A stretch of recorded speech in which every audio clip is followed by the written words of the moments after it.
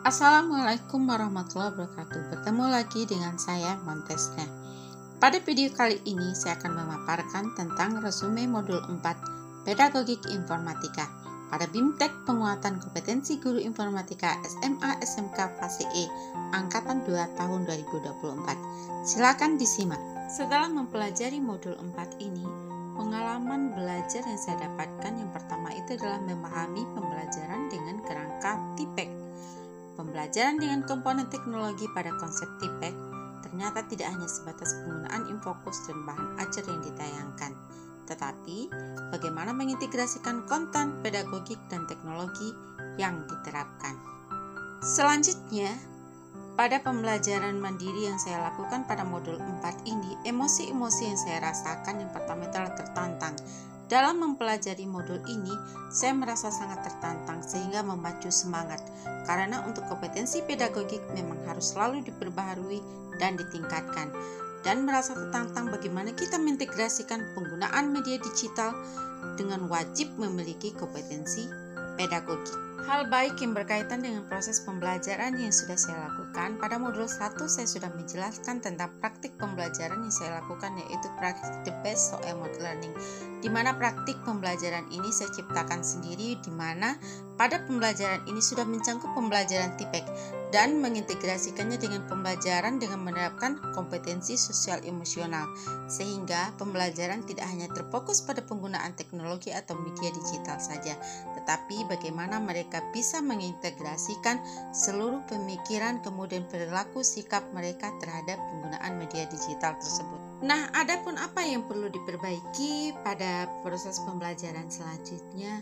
yaitu pembiasaan. Bagaimana kita menerapkan pembiasaan terhadap perilaku yang baik yang telah dijabarkan dalam perencanaan pembelajaran, sehingga nantinya melalui pembiasaan ini terbentuk suatu budaya positif, khususnya dalam penggunaan media digital pada proses pembelajaran.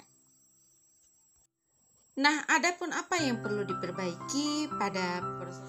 Oke, next kita lanjutkan lagi tentang analisis implementasi modul 4 dalam konteks guru informatika. Yang pertama terkait pertanyaan kritis. Apakah dengan praktik baik yang saya lakukan sudah bisa merangkul semua kebutuhan siswa terutama dalam mempelajari materi informatika? Selanjutnya wawasan ataupun insight. Wawasan baru yang saya dapatkan dalam pembelajaran mandiri terhadap modul 4 ini, bagaimana saya membiasakan diri melakukan pembelajaran HOTS agar siswa dapat menggunakan pengetahuan dan keterampilan baru dan terbiasa mereka berpikir secara kritis. Adapun tantangan yang saya hadapi dalam proses pembelajaran ini, tentunya saya harus selalu kreatif dalam mempersiapkan pembelajaran agar dapat menciptakan proses pembelajaran yang gembira dan menyenangkan, terutama dalam mempelajari materi informatika. Dan adapun analisis implementasi modul 4 selanjutnya itu alternatif solusi. Apa-apa saja solusi dari tantangan yang saya hadapi, tentunya saya harus selalu bisa mengupgrade diri, selalu belajar terhadap pengetahuan yang baru dan juga selalu update perkembangan teknologi ataupun media digital terbaru agar tidak ketinggalan dari peserta didiknya. Kemudian yang selanjutnya tentunya bergabung dengan komunitas, diskusi dengan rekan ataupun yang lainnya. Keterhubungan topik yang dipelajari, pengalaman masa lalu pada saat saya masih di bangku SMA dulu belum ada pembelajaran praktek yang menggunakan komputer ataupun HP ataupun media lainnya, hanya terpaku mendengar ceramah dari guru dan melakukan diskusi tanpa ada referensi lainnya seperti informasi di internet. Dan adapun penerapan di masa datang, apa yang saya lakukan dalam proses pembelajaran semoga nantinya bisa memenuhi kebutuhan semua siswa dan mereka bisa berkembang sesuai dengan kemampuan dan bakat mereka. Selanjutnya praktik baik.